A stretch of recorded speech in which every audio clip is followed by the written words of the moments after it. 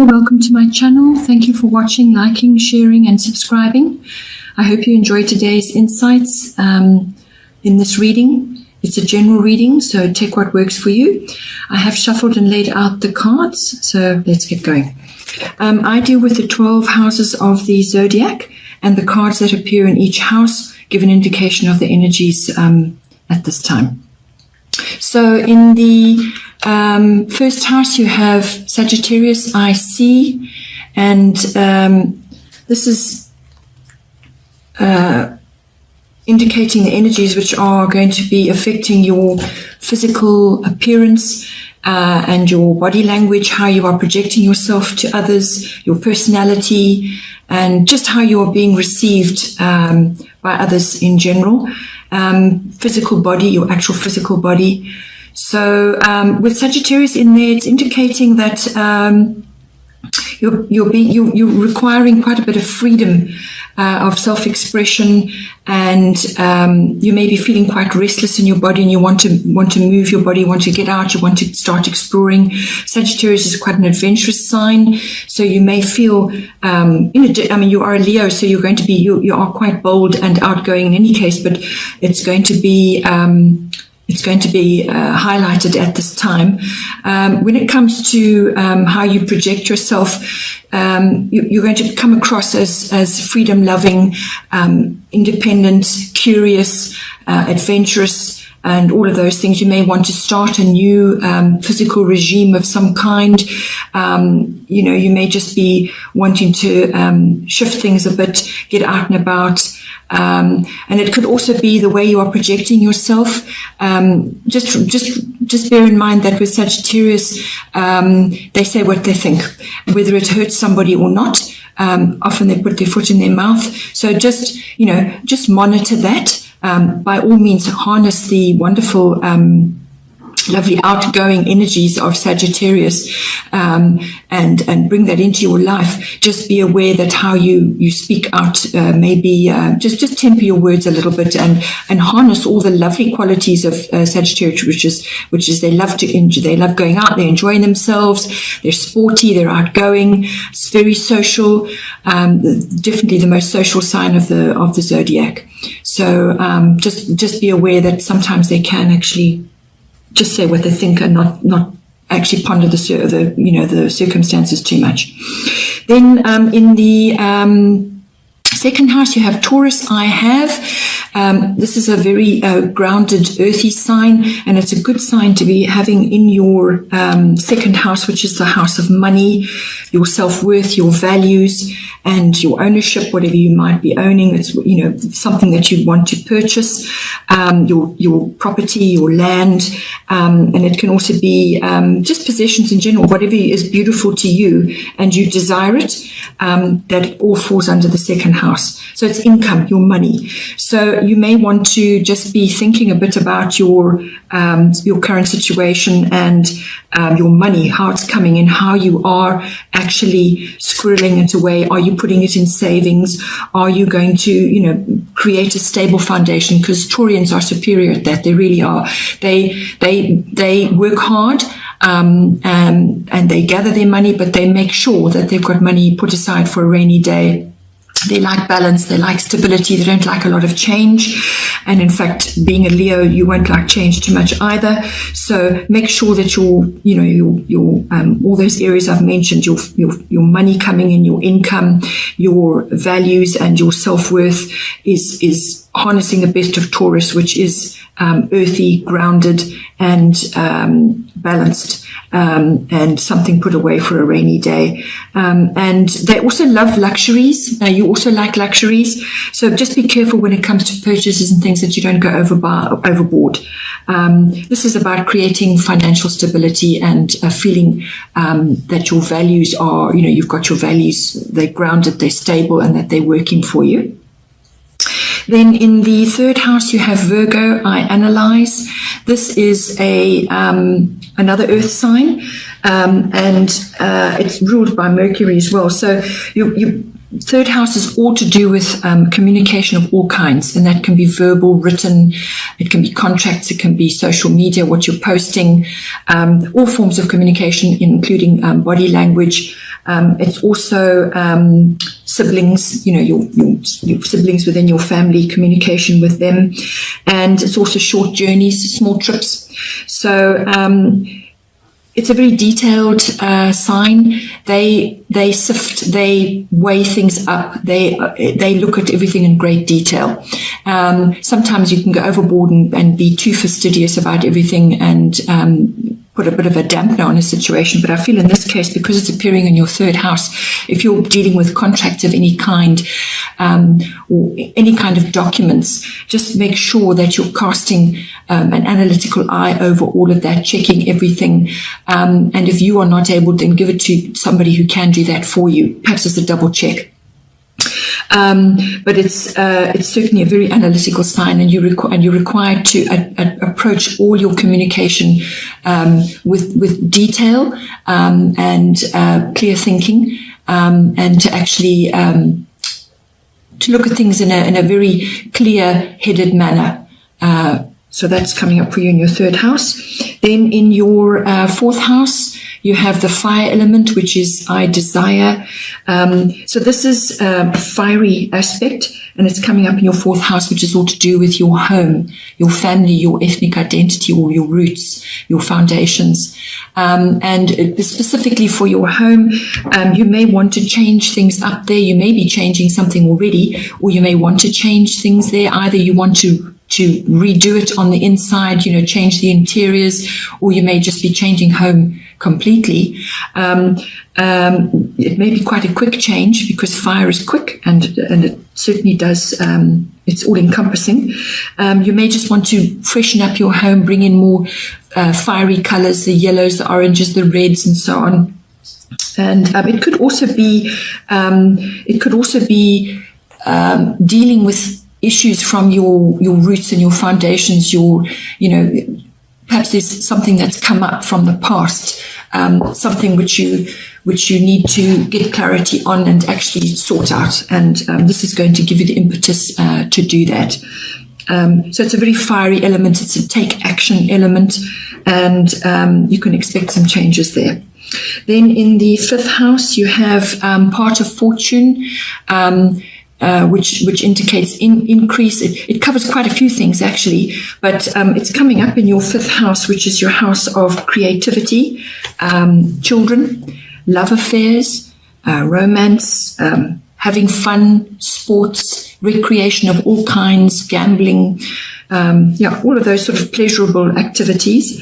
So part of fortune is actually it's a part of the sky. It's a calculation, actually. It's not even a planet or anything like that. But what it does indicate is that you have perhaps some hidden talents, or talents that are now coming to the fore, perhaps have been latent. So you need to. Part of fortune is all about something that you've overlooked, some sort of talents or some sort of abilities which perhaps you haven't used, or you haven't really focused on too much. Now is the time to do that, and it's falling into your fifth house of creativity. So if you are working on a creative project of some sort, not necessarily artistic, creativity is a different thing. So you can be artistic as well, but it's not a prerequisite for being creative. So you are a creative person in any case, being a Leo, so you're going to be harnessing that. But you may just be required to dig out perhaps something that you can do, but you've just never really focused on it, or you're just being asked to bring the creative angle really strongly into a creative project that you might be working on. And if it's for your children, they may be going through a few changes. They may be experiencing changes of some sort, and they may be looking at their talents and abilities and so on. So they're going to be possibly focusing on that, and your role is to assist them, to support them through all of that. It could also be an abundance of some sort coming in for you, some kind of harnessing of abundance, which can take many forms, not necessarily money. It can be really great friends. It can be very supportive family members. It can be something's been gifted to you. It can cover a wide range of things. So it's either coming in for you, or it's coming in for your children, or you're going to be seeing your children going through that. Or it could be that you are bringing romance in. Perhaps you've met somebody. This could also be a form of abundance from the universe. It's love, it's romance, it's all those pleasurable activities, love affairs. Later on, you get into the relationship field, but in this house, it's all about light-hearted love affairs, having fun, all those romantic, heady initial stages. And this could be a gift from the universe, or you've called it in, or your children are experiencing that, but it's some kind of abundance coming in, or it could be an overlooked talent which you now need to harness. And then in the sixth house, you have Uranus, and it covers genius amongst other things. Your sixth house is all to do with your health and your diet and your working day, your work colleagues and your workplace, also your projects that you're working on, whatever work project you're working on, mastery of your craft, whatever is your speciality. So having that in there is a very nice aspect to bring in if you're harnessing the positive aspects of Uranus, which is obviously the genius within, harnessing any genius abilities, which may tie in with this overlooked talent of some sort that you may have. So you're being asked to bring that in. It is also, Uranus covers all kinds of advanced tech, electronics, and just a very advanced futuristic tech almost. So that may be coming into your work project or to your work environment. You could even be meeting Uranus type people. They're very changeable, very quick thinking, but they're long-term, they're visionary people. So you may have somebody like that in your environment, or you may be experiencing a lot of change, very quick, sudden upheavals in your work environment. And that is also going to create change. So from that will come something better, but those initial stages may feel a bit wobbly for you.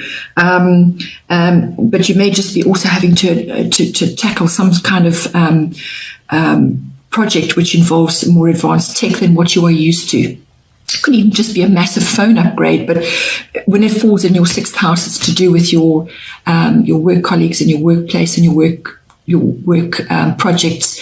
It's also to do with health and diet. So you may go through a bit of an upheaval, some kind of upset to do with your health.